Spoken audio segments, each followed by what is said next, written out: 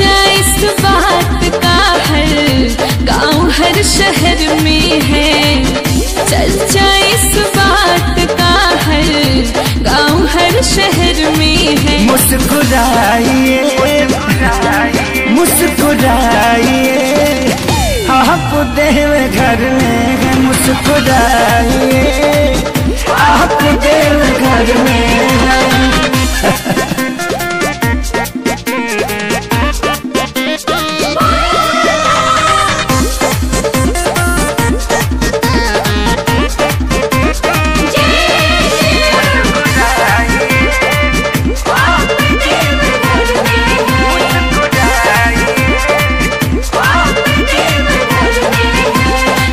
खाती जाल लोग आवे पैदल हो।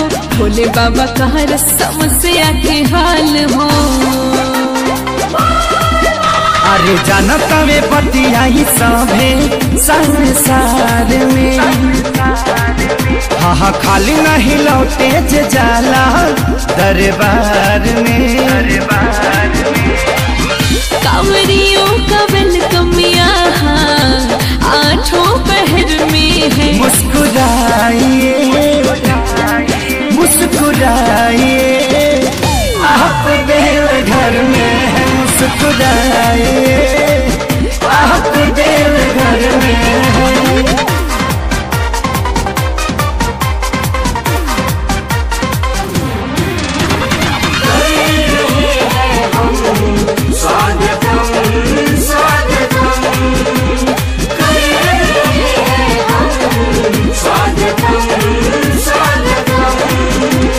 लागे भीड़ भारी बाबा की दुआरी।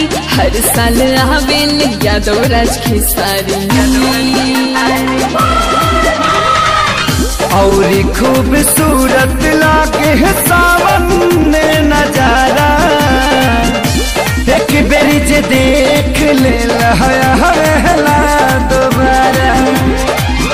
भक्त घटानी के सोनू हर एक घर में है। मुस्कुराइए मुस्कुराइए आप देव घर में है। मुस्कुराइए आप देव घर में है। मुझे चारों ओर बोल बम के नारा।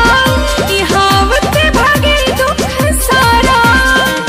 चर्चा इस बात का हर गांव हर शहर में है। चर्चा इस बात का हर गांव हर शहर में है। मुस्कुराइए मुस्कुराइए आप देव घर में है। मुस्कुराइए आप देव घर में है।